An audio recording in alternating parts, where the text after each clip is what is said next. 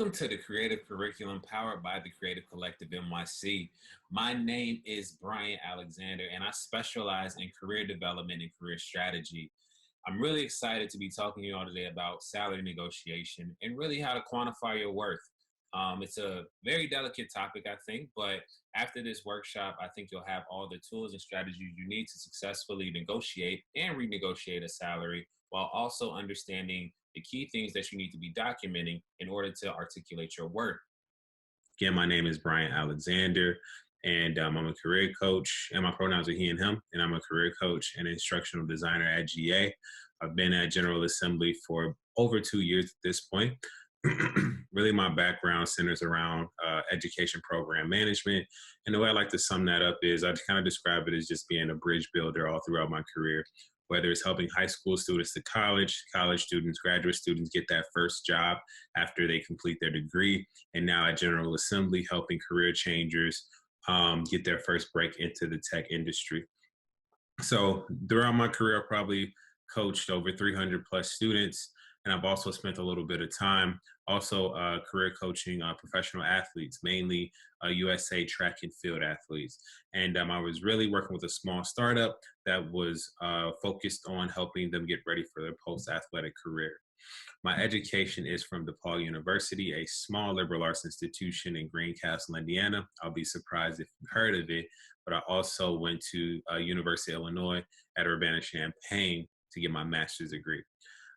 In my spare time, I'm working. So I have my own career coaching practice. So I'll put my information at the end of this video just to make sure you all have it. But let's dive into it. The agenda for today.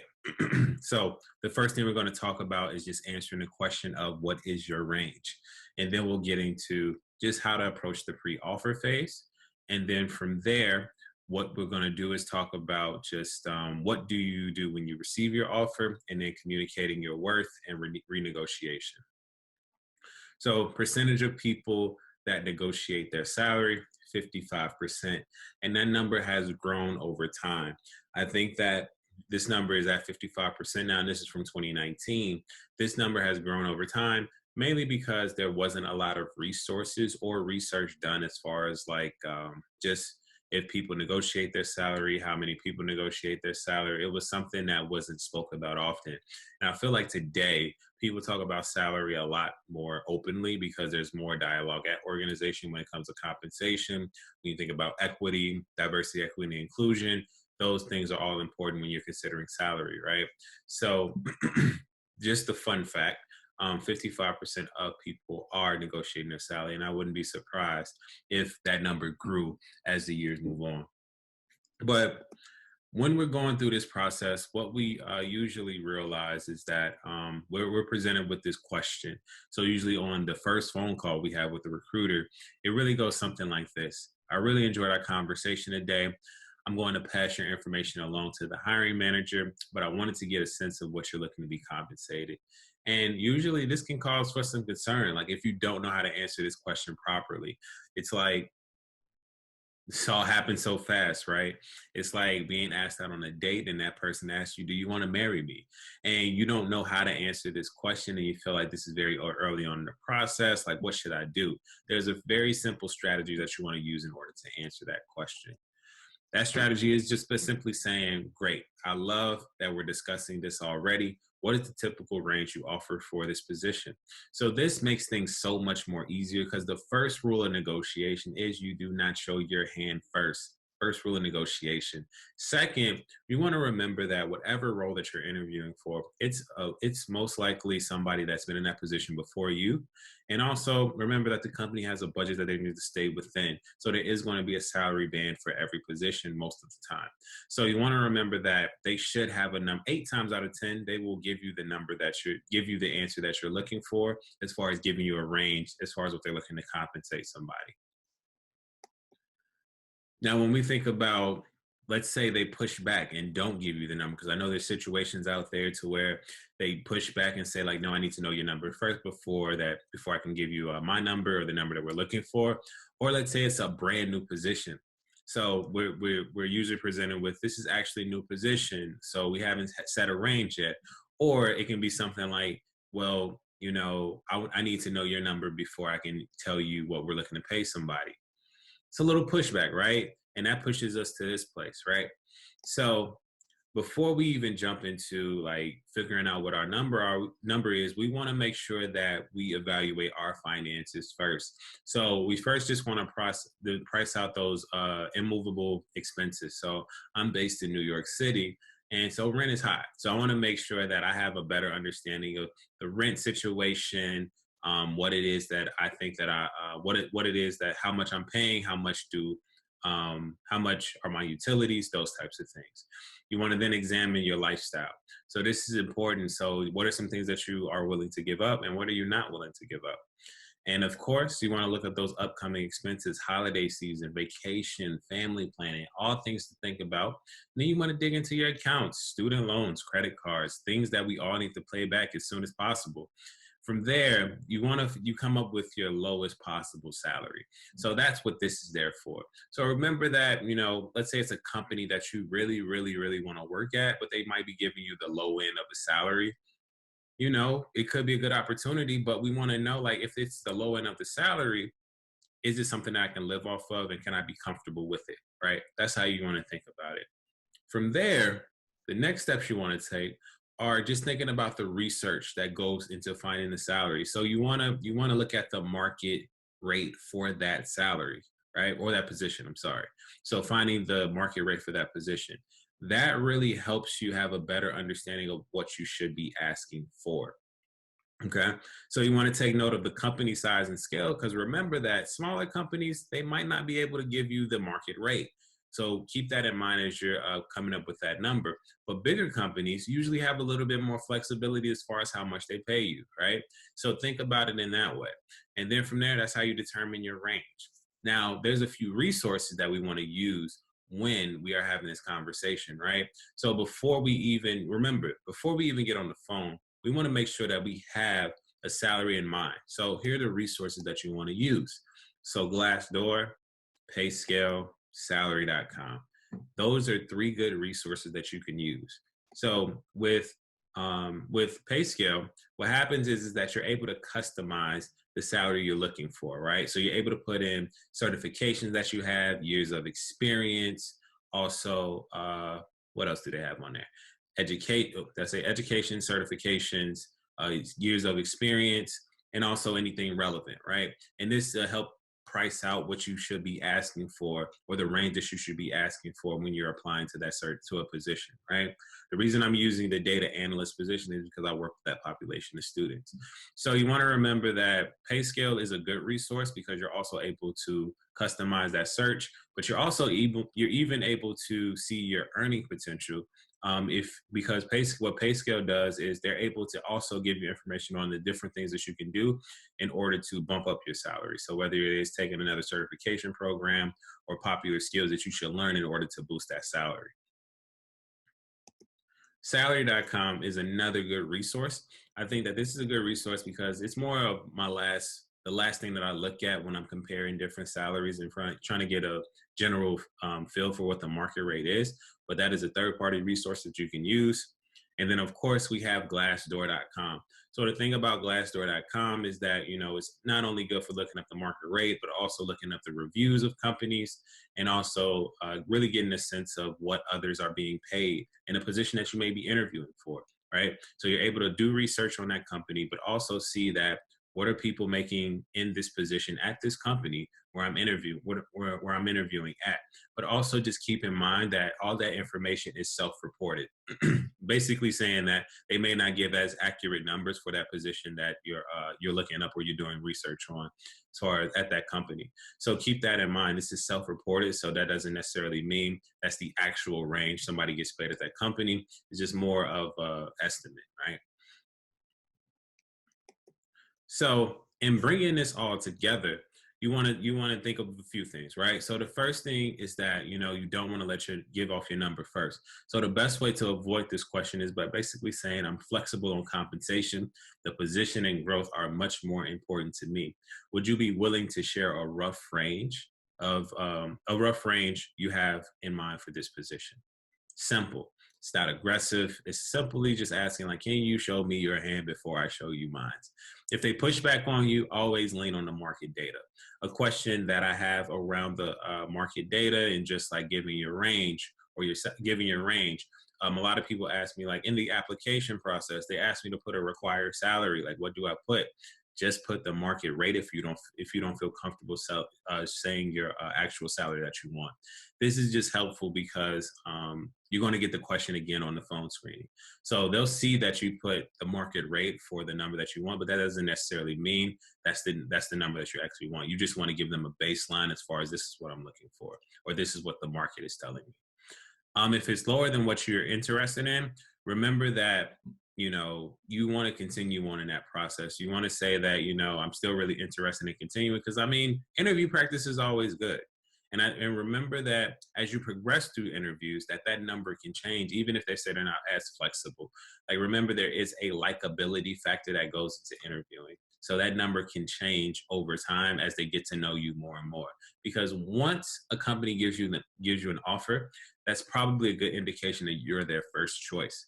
So you have the power essentially to ask for whatever you want or any other things that you want to negotiate, which we'll get into later. So just a few tips. So remember, do not share your previous salary information. It's illegal in New York City. So do some research on your wherever you're watching this recording at, and see what your local labor laws say. But you don't have to offer your salary up in New York City. You ideally don't want to offer a number. It's okay to let them tell you the range that they're looking to pay somebody. And also, you can always bring up your flexibility. And flexibility is usually indicated by giving a range rather than a specific number, right? So keep that in mind. So now when we're talking about negotiation, here's a few things. We're going to talk about that process, what it looks like, the pre-offer phase, the offer phase, and also things that you can negotiate. So a scenario is you've been job seeking for the last 5 months and you got the offer from the company of your dreams. What do you do next? You accept the offer on the spot? No. We talked about negotiation strategy. So we're going to negotiate, right? What you don't want to do is accept the offer on the spot and just be okay with what they give you, because you don't want to be labeled as a wallflower. Now, the thing about being a wallflower is that, some employers may be a little bit turned off by this, mainly because being a wallflower is essentially saying that you're okay in accepting whatever the first thing that somebody gives you without much context, right? Why would you accept the salary, and not knowing the totality of that compensation package, right? So that's how you want to think about it. So in not knowing the total compensation package, you want to make sure that, as a wallflower, you don't want to see you're seen as somebody who doesn't know how to advocate for what they want. So yes, you may be saving companies a lot of money, but you want to remember that you want to show that you want to get something out of this package. There's always something to be negotiated. So how do you prepare for the pre-offer phase? So with the pre-offer phase, you want to remember that you want to do the research on the company, right? And you've done this research, you've been interviewing with the company, you have a good idea of what their product does or what they do. You also want to have a firm understanding of the roles and responsibilities and expectations, so such as onboarding. And this is really good to know because when they call you for the job offer, you want to have these questions ready.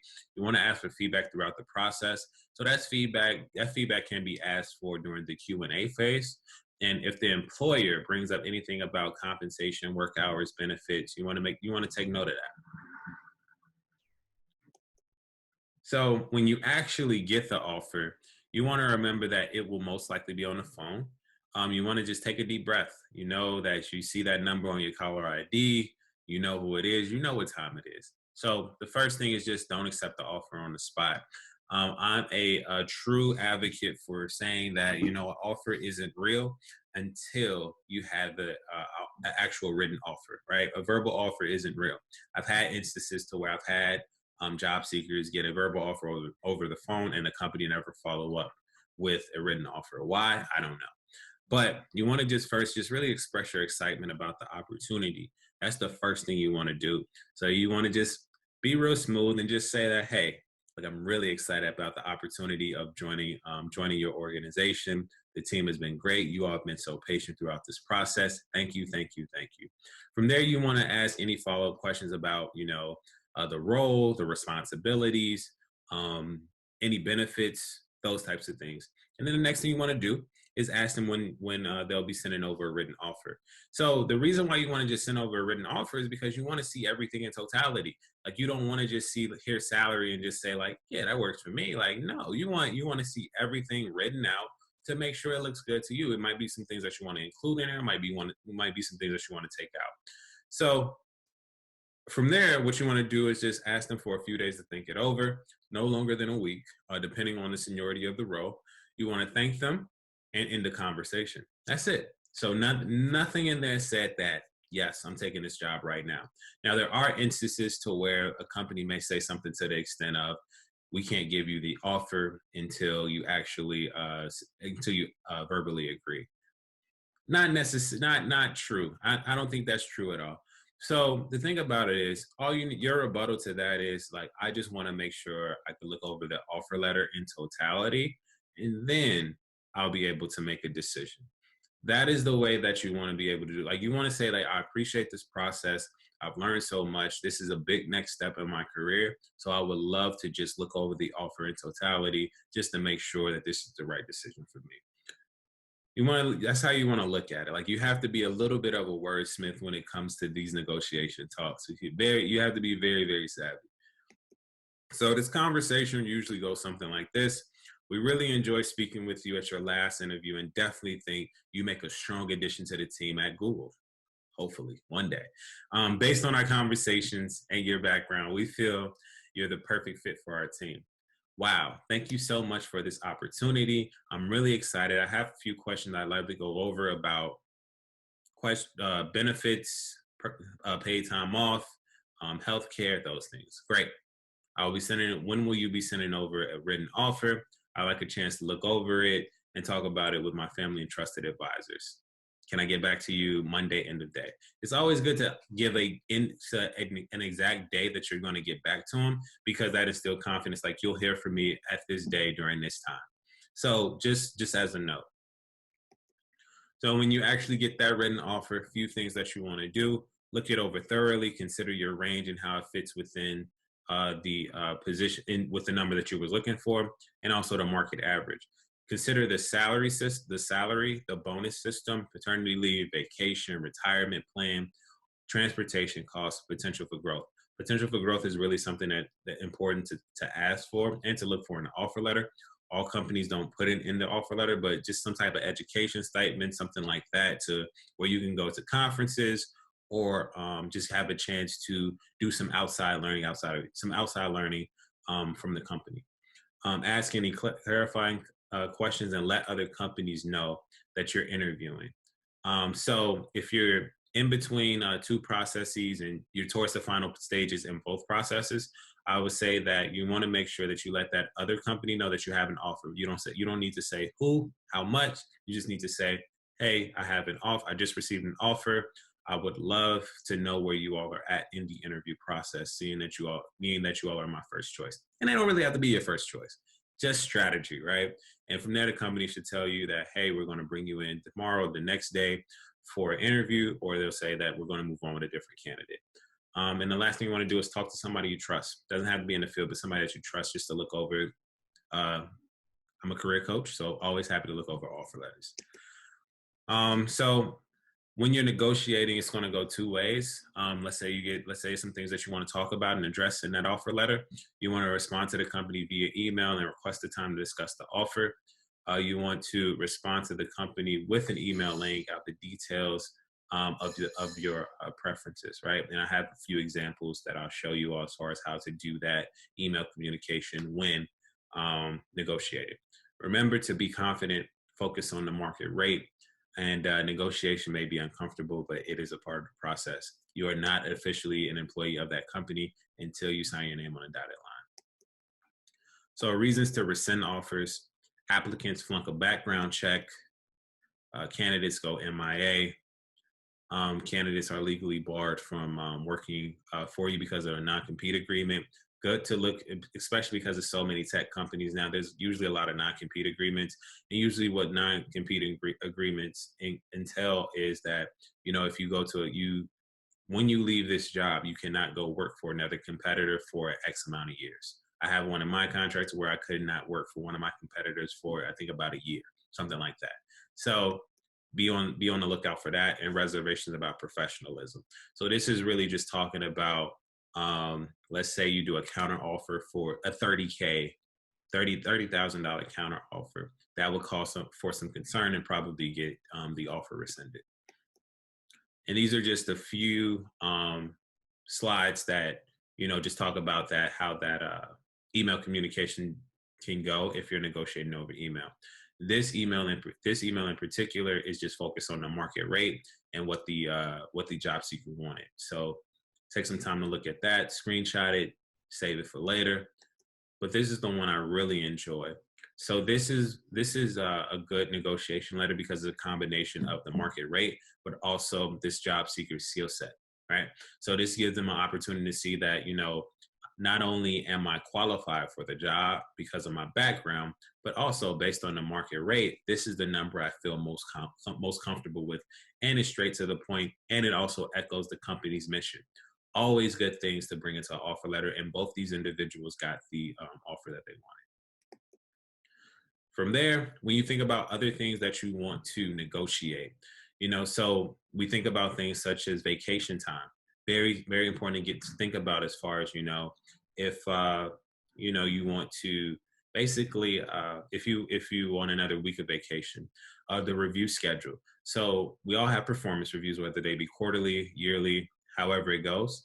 But let's say that, you know, you don't get the number that you want walking in the door. You can actually move your review schedule up, maybe let's say 3 months into your job, to where you establish certain key performance indicators or KPIs with your manager. And if you hit those key performance indicators, then you can get the salary you wanted. Remote work arrangement, we're all doing that right now. Relocation and moving expenses. If you are moving anywhere, you should ask that company for relocation and moving expenses. Professional development budget. So going back to school, taking workshops, going to conferences, all those types of things. Hiring and firing abilities, that's usually for somebody at a more senior level. Options, vesting schedule. So these are stock options. So, you know, you can adjust when those stocks actually vest. Some companies may require you to be there for 3 years. You can get it down to 2 years. Like, so, you know, things like that. And increase options over time. So this is just when it comes to performance reviews, that your salary could increase a certain percentage because you were able to hit your goals. And always keep in mind things you were forced to concede or just give up initially coming into the job. You can always bring those up later. So moving into communicating your worth and renegotiation. So when are good times to renegotiate? So quarterly or annual performance reviews, of course. Self-assessment gives you a chance to really write about your accomplishments. Manager performance review gives you them an opportunity to tell you about what they've seen from you, and also for you to make a case for yourself as far as why you deserve a raise. Promotion, so more responsibility. Of course, you want to be able to be compensated for that, and then completing a major project. And then, of course, when your manager is happy. So I would say, like, these renegotiation talks should always probably happen when your manager, when in the seasons that are least busy, depending on when you're, what industry you're in, right? So for me, it would be probably the summer and also the holiday seasons, right? They're busy. Everybody's happy. Everybody's with family. Everybody's on vacation. So those are good times to really talk to your manager about renegotiation. But how to communicate your worth is a different story. So I always say that there's different ways that people are going to show their contribution to teams. So the first way is intensive value. The second, extensive value, keeping a scorecard and sending updates. So how to communicate using intensive value. So these are usually people who are individual contributors. So you want to look at this as, for instance, I work with software engineers, right? everybody does not aspire to be a senior software engineer or a team lead, right? Some people just want to code all day, be behind a laptop all day and just code and just become really, really good at it. And that's perfectly fine. You are an individual contributor, but you're really good at your job. And we all work with individuals who are really good at their job, but not necessarily people managers, right?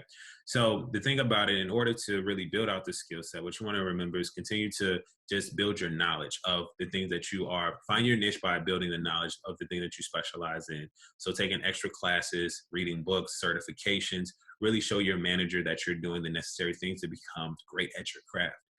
Reach out to influential people in the field, like build mentorship relationships or become a mentor, right? So help young in the situation of the software engineer, it would be somebody mentoring younger junior developers, right? Within your organization, talk about the way that you can just add value, right? So how can you create systems or create processes that helps everybody else's job better? You're an individual contributor. You're not there to lead the people. You're there to just make everybody's job better or easier. And then from there, you have people who have extensive value. So these are people. So this is the software engineer that wants to lead teams. He wants to manage the professional development of other employees. So this one is going to build a thorough understanding of each department. So they're very well rounded. They work with UX designers, data scientists, and other people in different departments, really just to make sure that they have a well-versed knowledge of how the organization works. They go out to coffee chats. I'll probably see them on coffee chats a lot. They're really personable. They really are invested in the development of their teammate or other people within the organization.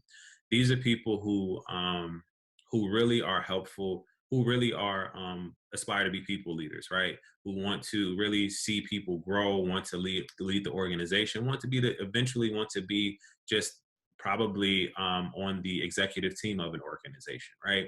So these are people that we work with on a day-to-day basis, and we probably look at them like, oh, you should be running this team, or you'll be a great manager one day. We know these people, right? So those are your extensive value individuals. So please keep track of those types of things, and we'll talk about how you keep track of those things now. So how do you communicate your work? So please just keep a scorecard for yourself, whether it's a Google Doc, an Excel sheet, whatever works best for you. You want to make sure that you keep track of metrics. And remember, metrics look different in every industry, of course. So whether it's things such as client feedback, new leads generated, revenue generated, how many clients you serve, a number of new projects initiated, accounts managed. Those are all things that you can keep track of to really help communicate your work, right? Tie your message into a larger company picture. That's the most important thing. How has this benefited the company? You want to establish a consistent narrative of how you set goals, right? And as long as you talk about the company and how it's helped the company, people see value in that. And then from there, depending on the relationship you have with your manager or your HR department, send reports. If you don't want to keep it for yourself, or if you want to keep a file for yourself, usually if you don't have HR, you can do that yourself, or you can send it. If you do have HR, utilize them. You want to talk about your quarterly. This can be quarterly or monthly. I prefer it to be quarterly, just so you have that documented. You want to just describe how you've been able to add value to the organization, your major accomplishments throughout that quarter. In what ways did you go above and beyond the normal? And looking back over your quarterly goals, where did you make progress? Did you hit those goals? Did you exceed those goals? Those things are really, really important. So in having that conversation, this is the script out how it's usually going to go. So you've been doing a great job this quarter. You've been a valuable asset to the team and organization. Thank you for all that you do. Thank you for recognizing my contribution. It's great. It's greatly appreciated. I'm very thankful to work alongside like-minded individuals, but I wanted to discuss a few items, and that's where you insert your ask, whether it's salary, whether it's more time off, whatever you want. You have a long list of things to pick from. So as a do later, what I want you all to do is just really just think about and write about notable accomplishments within the last 3 months. And identify what you want: a promotion, title change, higher salary, more responsibility, whatever it is. Things you want to remember: how are these metrics contributing to the overall business? What have you done outside the organization that have helped the business? and then you make your ask. So those are things that you want to think of when it comes to renegotiation or communicating your worth. And then from there, the last thing I want to leave you all with is with a quote. There is generally room for negotiation, particularly if the employer knows your range is higher than what they've offered you. They're looking for you to negotiate. So remember, it's a part of the process. So please don't be intimidated by it, right? You should have confidence. You've earned this. You're probably their first choice. So keep that confidence. The power is in your hand. Ask for the number that you want and be comfortable with that. And the last thing I'll lead you with, this is how you find me on LinkedIn. This is my name on LinkedIn, and also this is my business. So if you have any questions, please reach out. Thank you all. Have a great night or day or afternoon, wherever you're at. Thank you for watching this. See you.